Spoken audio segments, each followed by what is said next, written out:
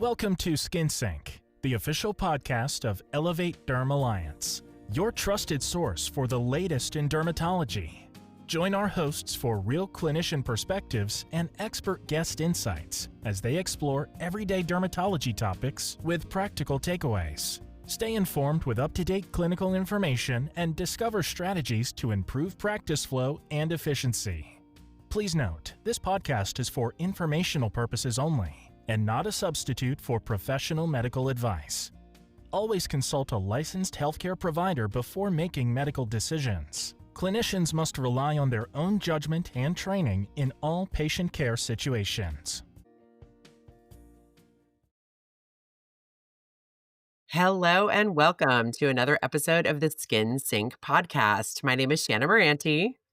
And I'm Buccinita. And we have a very special guest today on our podcast. Dr. Candrice Heath is with us this afternoon, and she is here to be our guru, our expert on diving into conditions of the hair and scalp, specifically diving into seborrheic dermatitis and also how to treat this condition in all hair types. She is a triple board certified dermatologist out of Howard University in DC. She's triple board certified in dermatology, pediatrics, and pediatric dermatology. So sees those babies with sebderm all the way up to those adults with sebderm, and maybe even some elite athletes with sebderm. So we are so incredibly blessed to have you here today to discuss a little bit of our scalp and hair conditions. And Dr. Heath is a nationally recognized speaker who's passionate about research, education, particularly when it comes to disorders of the hair and scalp. She's also passionate about culturally sensitive communication. So Dr. Heath, welcome to the Skin Sync podcast. Thank you so much for the invitation to be here. I'll share with your listeners that I was, before I logged on, I was saying, oh, today's not the best day. I'm not feeling great at all. Like I'm not at my best, but what you all reminded me of is that, this is a topic I can talk about at any time, regardless of how I'm really feeling on the inside, because I'm really so passionate about making sure that people can get the treatments that they need to solve those pesky things, but then to also make sure that we are delivering that information to them in a way that they can understand. And also I love to give tips about, diagnosis and building that trust between you and your patient. So I'm ready to dive in. Thank you. So you recently spearheaded a new initiative called the Culturally Conscious Dermatology. I wanted to really discuss that with you and share with us some of the reasons why this came about. What are the issues in dermatology that led to this initiative? Oh, thank you for giving me an opportunity to talk about culturally conscious dermatology. It is an initiative that really embodies something I've been doing for a while now, and that is to really bring a culturally conscious lens to what we do in dermatology. So, and I think that, starting with the topic of hair and scalp is a great one to start with because there are so many caveats. But this initiative it's housed under the Heath Health Foundation for Education and Research. And it really gives me, the opportunity to be able to deliver content and talk about things and be able to give people some insights that may not really fit into a normal lecture or regular practice. It's just things that are kind of oddly placed, but we do need and people need to understand this information. So what better way than to really package it in an initiative with a foundation that then we can really deliver the information that people need in a way that's unique and creative and fun. So I would love to drop some details about culturally conscious dermatology throughout the segment today. That would be fantastic. And even though you're not feeling your best, you certainly just perked up. I can tell that you're so passionate about lecturing and speaking. And I have actually been very, very lucky to be in one of those audiences where you delivered a beautiful talk on the approach to tightly coiled hair. And it taught me so much. I've been in dermatology over 20 years. And it was one of the first times that I had heard about, hey, let's kind of break down what's normal, what's not normal, what's a normal hair care routine, what's a normal normal wash day look like? It was a beautifully delivered talk. And this was a number of years back. I'm just so grateful that cultural competency is finally being spoken about on podium, and the providers out there are learning so much about it. And there's so many questions that we could ask you, but what is your general approach to seborrheic dermatitis, or when you see seb derm, whether it's in a baby, in a little one, in an adult? What's that general approach look like? Yeah, so seborrheic dermatitis, it is one of those conditions that bridges all of the age groups. And like you said, it can happen in infancy and typically would present with people call it cradle cap or kind of that greasy scale, on the scalp. They're so small and cute at that time. And then as we get older, mom's hormones kind of go away. They get a little older, the symptoms will get better. And then we are back at sebderm again during that adolescent phase. And then we have those androgens and other hormones coming up, and now it's presenting, differently. So it's more flaky scalp, little, flakes and scales on the eyebrows beside the nose. And then, and of course, in adulthood can happen and even be even more dramatic. And then sometimes even on the middle of the chest, you can have seborrheic dermatitis as well. So I think it's a great condition to talk about because we can talk about the different aspects based on the person's age, but also thinking about treatments, for it and approaches is sort of like, okay, we know we examine the patient. We know that they have seborrheic, dermatitis, or maybe you don't know. Maybe you're in need of some clues. And one of the other populations, that I really, like to learn about and give clues about is, patients who have darker skin tones. One of the tips that I give in my lectures often when I talk about seborrheic dermatitis, especially in that adolescent age group or in people of color, you really are not really exactly sure. Is it truly seborrheic dermatitis that they have? Is it something else? And often when it affects the face, you can actually have a pigmentation change on the face in association with the seborrheic dermatitis activity itself. So it's not uncommon to see hypopigmented macules in addition to scale, and it can be very, very subtle. So not just around the hairline area, but I'm talking about in the eyebrow area, beside the nose. Those are really those little speckly macules can really be clues to really hone us in that, hey, we are dealing with a case of seborrheic dermatitis here with this specific patient. So that's one tip about diagnosing it in patients with darker skin tones. And when we get into the scalp and diagnosing seborrheic dermatitis of the scalp and kind of approaching treatment options, thinking about the person's hair, kind of beyond it just being hair, but what do they do to take care of their hair? And often that should open up a conversation for us to give our patients some options on how they want to deal with this seborrheic dermatitis. Because I don't know if you've ever heard patients talk about, well, this other person I went to told me I had to wash my hair every day, but because of the type of hair that I have, sometimes they'll try it and then they'll say, because they were desperate and it just caused a lot of breakage. They said, hey, this person doesn't know what they're talking about because they told me to wash my hair every day. It's like, well, yeah, that part, could be modified. I said, but the diagnosis was correct, and even the medication offerings would have been good ones, but that lack of, we kind of fell short on this person doesn't understand me. So there's just a lot of material here. So I'm going to toss it back to you to ask me some more questions because I could just. So, I'm like, first I was like, hey, this is supposed to be a podcast conversation. I'm about to go into a full And we're lecture. listening I'm to so every sorry. word. We're taking it all in. so Yes, I do just want to hold up take the it little back. church, hold up the little church finger if you need to, and then So I'll take a pause. I do want to take it back a little bit actually to before we even make the diagnosis is that scalp exam. One of the biggest complaints in my patients who are darker skin toned, who have curly or kind of tightly coiled hair, is that the provider they saw did not even touch them, did not examine their scalp. So what are some practical tips to actually doing that scalp exam?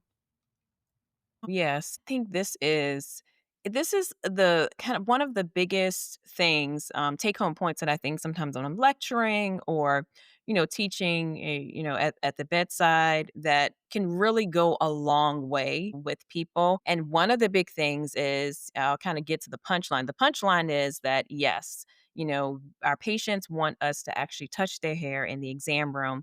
But when we are on the street, no. So if we're on the street and you see someone who for very interesting hair, you want to touch it, it looks very exciting and different. It's okay to look, but it's not okay to touch unless the person says that you can touch their hair. But in the exam room, it is mandatory. So whether you're doing it with gloves, without gloves, like that part doesn't matter. But that person is coming to you because they want help, and they also want to make sure that they have been examined thoroughly. So let's think about people we see every day that have they're concerned about these moles in their skin, they're concerned about skin cancer and things like that, and we would never think about just kind of taking a peek, a little bit here, a little bit there, whatever you're, just a little peek here or there, and like, okay, you're fine.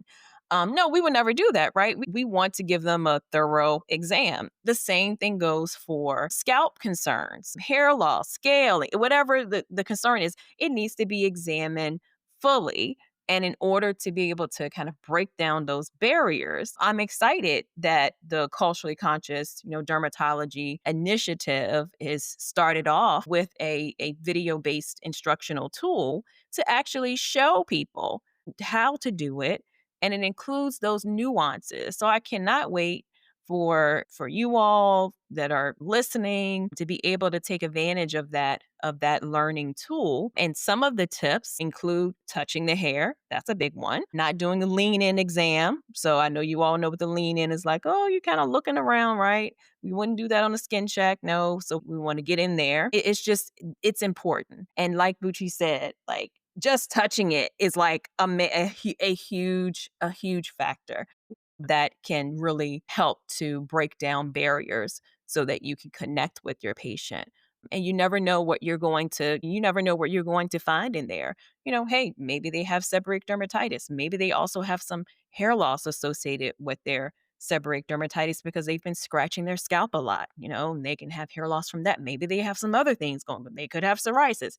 So we really want to get in there and examine so that we can document the extent of the condition, bond with our patient, and get them better. So when we're going in with our gloved hand, or I know providers will use Q-tips and kind of gently, move sections of hair over. For the newer providers that are out there listening, like where are some good spots to look for sebderm? I mean, obviously we're going to look in those creases behind the ears, but is there going to be most of the scale? Is it going to be kind of between kind of the parted areas? Are you going to find areas more kind of in the temporal or the posterior region? Obviously, it's always a great reminder for new providers to put hands on that neck, especially in kiddos, and feel for lymph nodes to make sure that there's not a tinea capitis situation going on as well. So where are your little kind of hidden gems? What do you look for? What are some little pearls? And the scale of seborrheic dermatitis or the activity can be anywhere on the scalp. So one of the things that I do, if you have more tightly coiled hair like mine, it may be it's not as easy to just get in there and just spread the hair apart. So you gave some of those great tips of you can use a cotton tip swab that we all have in our offices to help to spread the hair apart, et cetera. I think those are great tips. But the scale can be anywhere, and we know that associated with seborrheic dermatitis, that you often can have people who have other symptoms, like they will tell you like it itches. So one of the things you can do is you can ask your patient, tell me more about what it's like having this. Do you have itching? Is there any pain in the scalp? And then you can actually examine those areas first. So why does that make a big deal? It makes sure that the patient leaves and knows that they were able to show you what was concerning to them, and that you examine that spot first, and then you can look around at other places. So And that that they is were what. heard, that you listened to Yes, their specific absolutely. complaints and you heard exactly where they were itchy and you went right there and you were checking it out. Exactly. You say, "Hey, show me exactly, where's the worst spot, or where do you, see these flakes and scales the most." And so that is a way that, you can get them involved in the exam as well.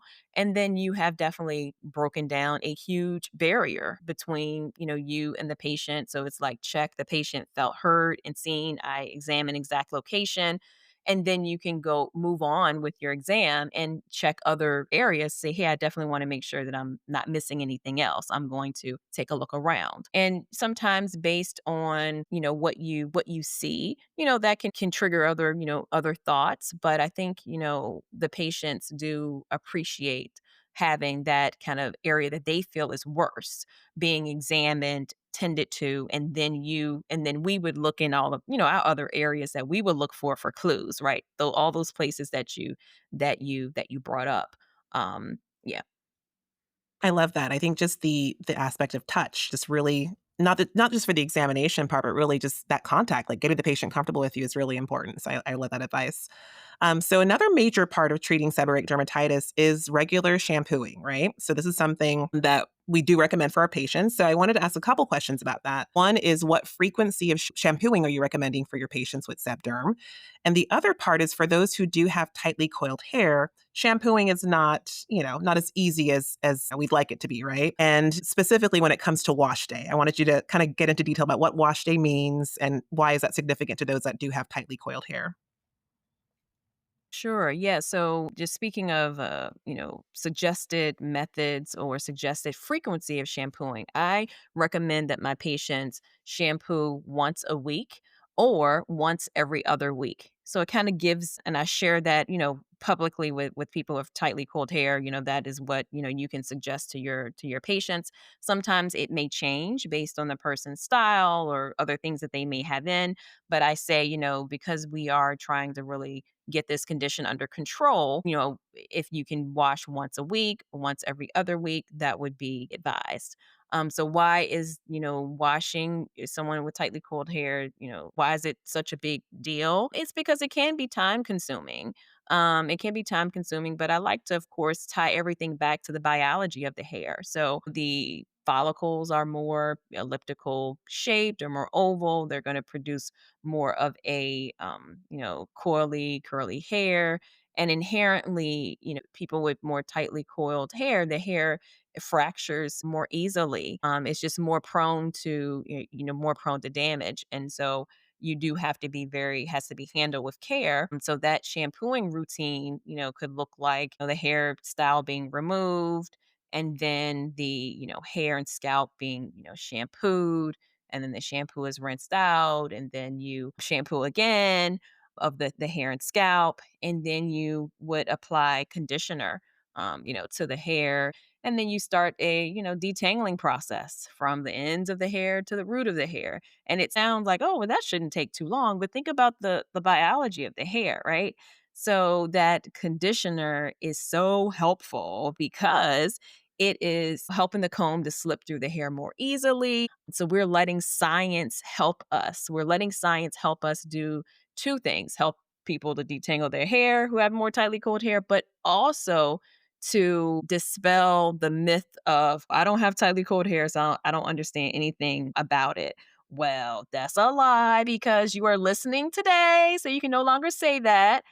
And if you think about it through the scientific lens, it makes sense. So the conditioner, okay, that helps the comb to go, through.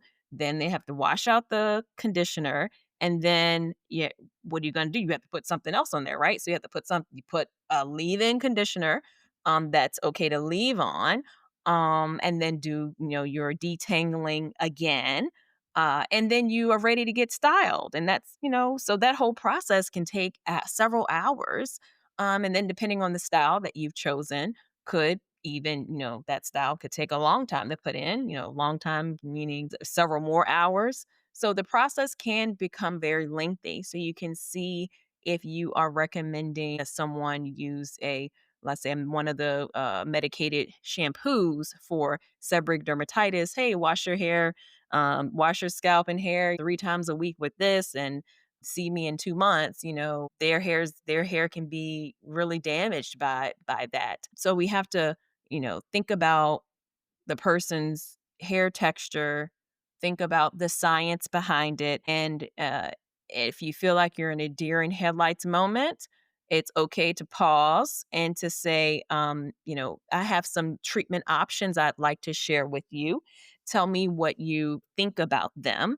And what I do is I do the science. So I say, hey, this can help with, inflammation and yeast that can, overgrow and other things and helps with those pesky symptoms. And so, this one comes in this formulation or vehicle, and this one comes in that vehicle. And so you can actually be able to give people options because, and I'm going to, give you some pro tips here when we have tightly coiled hair, that hair may change. Our preference for styling our hair may change with the season. One season we may be braid season. So, hey, we want this kind of vehicle from you. Or another season, we may be having our hair a different way. So, hey, maybe another vehicle would be great. Or maybe you help us out with a vehicle that can be used at any time. So, it's okay to have that vehicle discussion at every visit. That is what I do with people who have sebderm. I think that is such an important pro tip is to ask the patient. And it sounds it sounds so obvious, but I think when we are in the hectic kind of busy clinic and we're used to just giving out advice and we're used to saying, okay, you have this is the treatment. You have this is the treatment. I think we need to take a pause here and give patients the options. I found that oftentimes it's so nice to just ask the patient about their routine. Like, hey, how often do you wash? When is your wash day typically? Would this work if I gave you a shampoo? Would your stylist or your mom or your auntie or the woman down the street that does the whole block's hair, like, would she be able to wash with a medicated shampoo? Would she be okay with that? Like incorporating it into your routine Mhm. and then giving options for vehicles for treatment.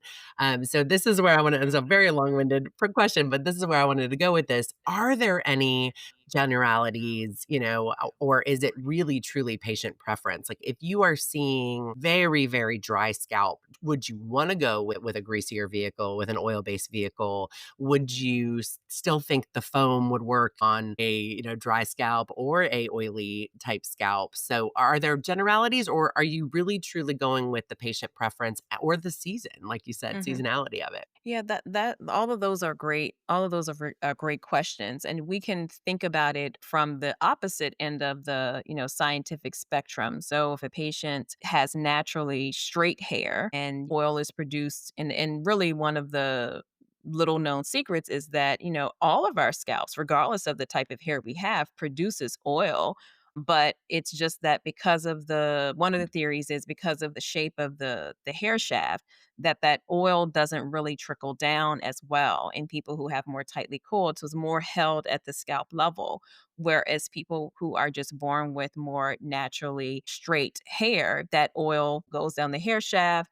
And then they really begin to notice by the end of the day or end of several days of not washing, the hair becomes very limp, flat, more of a greasier because that is just it just slips right down the hair shaft.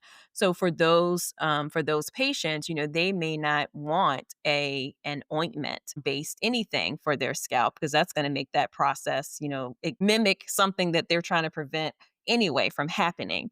With people who have more tightly coiled hair, there are vehicles like ointments, for an example, are not foreign to someone who has more tightly coiled hair because it's something that people have been using for a long time. So why do I say that? I say that because even if you yourself are kind of turned off by that specific vehicle, the way it feels on your skin, between your fingers, on your scalp, all of that, we can't really project that onto our patient because their growing up experience may be completely, different and they don't, have any objections to that. But now, over time, thinking about what I just said about the differences in the different hairstyle preferences, etc. That, hey, do we all always want to have, something a head full with a lot of greasier things in the scalp? For some people, they may not mind that. But, we do have other offerings, whether it is, solution based things. I guess we think about the FDA approved things that we do have for seborrheic dermatitis right now. We have some FDA approved shampoos that have been out for not many decades, I guess, probably many decades, at least 20 something years. Yeah, like cycloprirox solution, and we have ketoconazole shampoo, and we have some other topical steroid combinations that have been approved as well. And we have a topical foam, roflumilast, which has been approved for seborrheic dermatitis, kind of the first thing that we've had approved for seborrheic dermatitis in decades. And so that has been an exciting development in the field of seborrheic dermatitis. And I was so happy to see that the data and things that have come out about the product, that it has been used by people who have different types of hair texture, and it was something that people didn't mind, even if they had more tightly coiled hair, etc. So I was like, that's great. And of course, you all have to have me come back and kind of talk about all of these other kind of, I'm kind of like a little science nerd about stuff like that too. But I love it when they have kind of new data come out from different companies, and they give us those consumer insights about, for people who have tightly coiled hair, or people who have different skin tones, or people who this or that or whatever, even access to different medicines. Like, I love all of that stuff, because for me it feels like that's what we care about, like in the exam in the room. We know it's going to be safe and it's going to work, and because it goes through the FDA, the whole process. But it's those other things that are like, all right, great, I can put that in my back pocket and whip it out if the patient asks me about that, or if I'm thinking about what to offer them, or what can I choose. So, and why people say, well, why would you give me this over that? And then you can say, well, oh, well, actually, da da da da da. And kind of to that point, so those of us that have worked in dermatology for a while, SebDerm is a part of our clinic pretty much every day, right? But the public conversation now, I think, is really becoming more loud, and I'm really excited about that. Patients are actually coming in sometimes knowing what their disorder is. So, do you have any insight as to how that public conversation kind of got started? And specifically, I wanted to ask about Olympic gold medalist Miss Simone Biles. I know there was some social media sort of interaction that happened. So, could you give us some detail about that?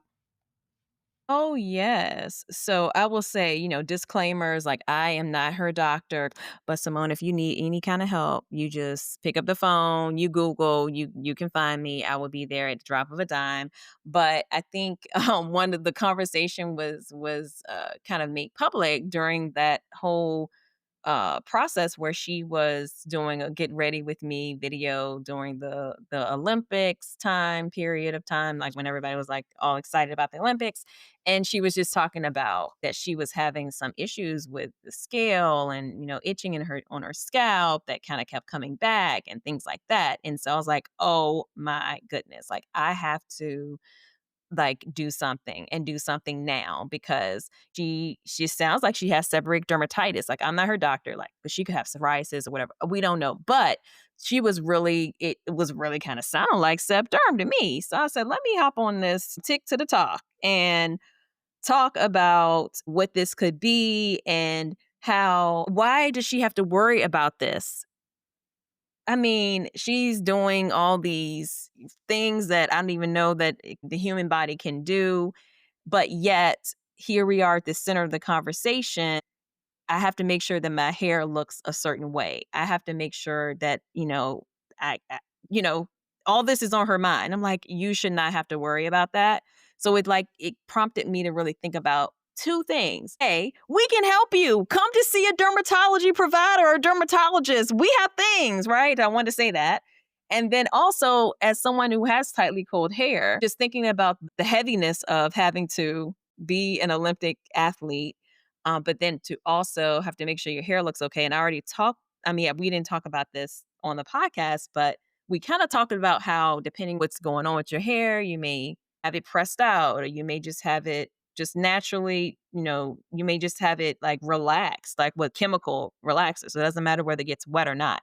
But if you are not relaxed, then your hair is like tightly coiled. And so in order to make it look straight temporarily, you use heat. But that straight does not last if it gets wet, right? So don't get fooled by sweat, water, rain, whatever, right?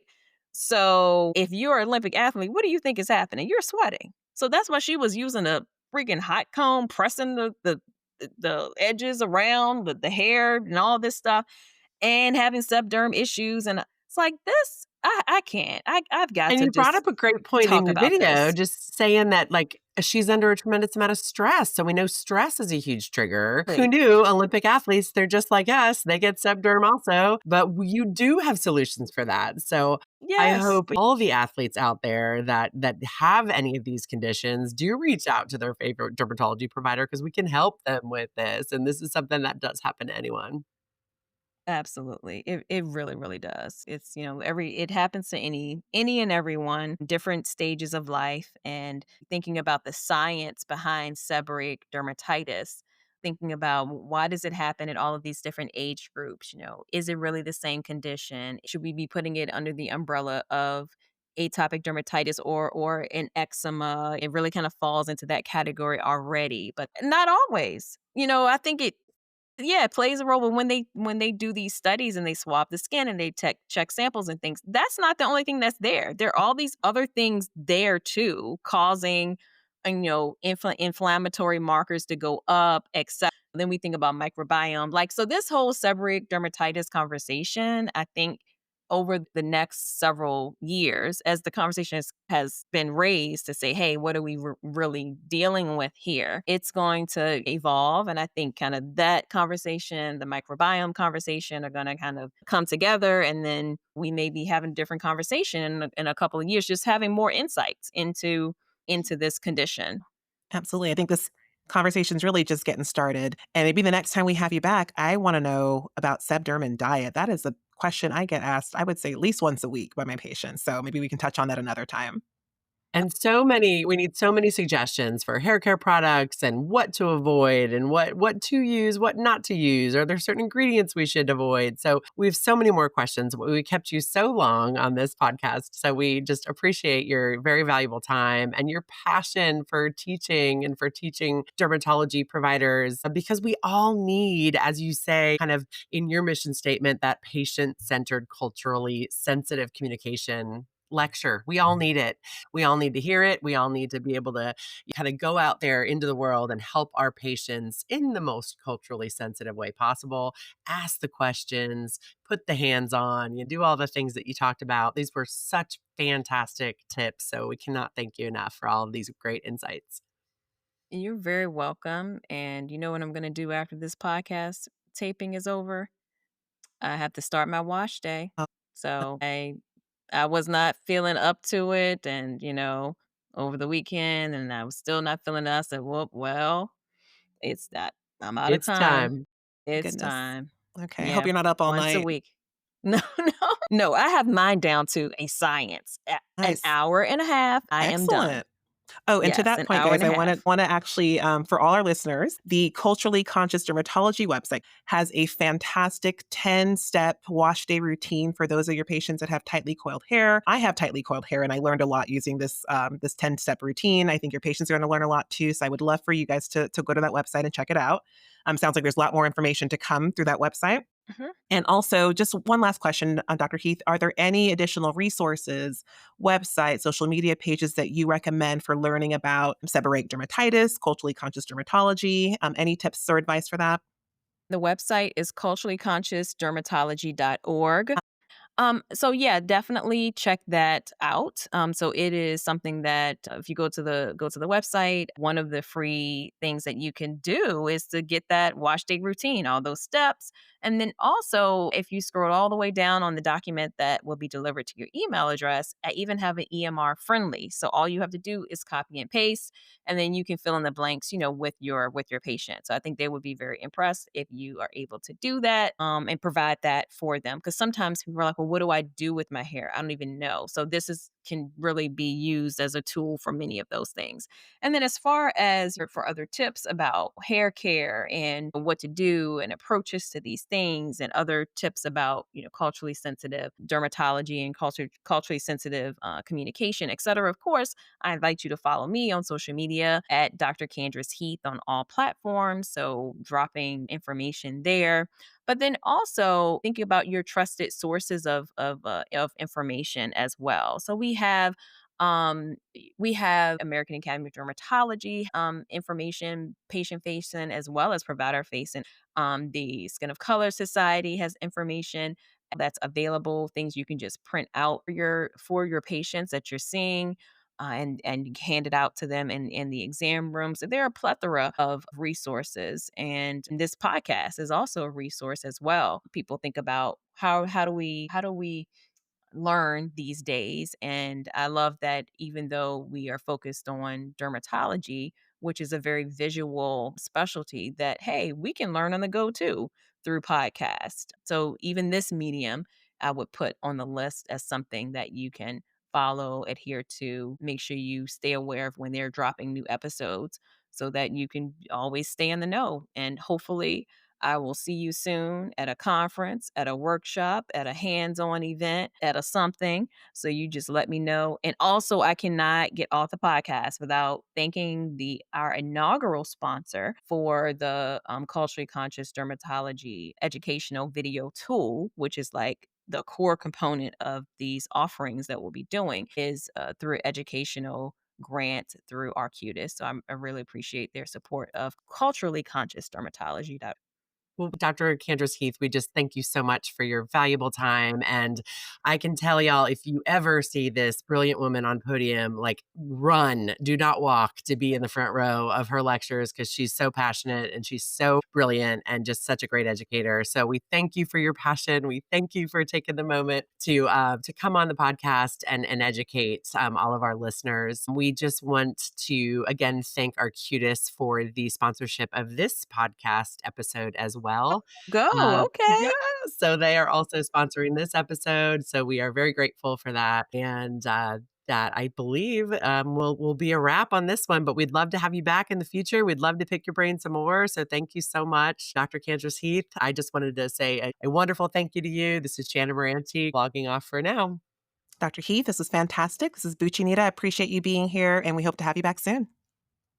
Thank you so much. Would love to be here. Take care. Thanks for tuning in to Skin Sync. Don't forget to subscribe on iTunes or Spotify so you never miss an episode. We'd love to hear from you. Send your topic ideas to admin@elevate-derm.com. If your suggestion is featured in a future episode, you'll receive complimentary registration to one of our upcoming conferences. To explore more of Elevate's educational and career resources, visit elevate-derm.com.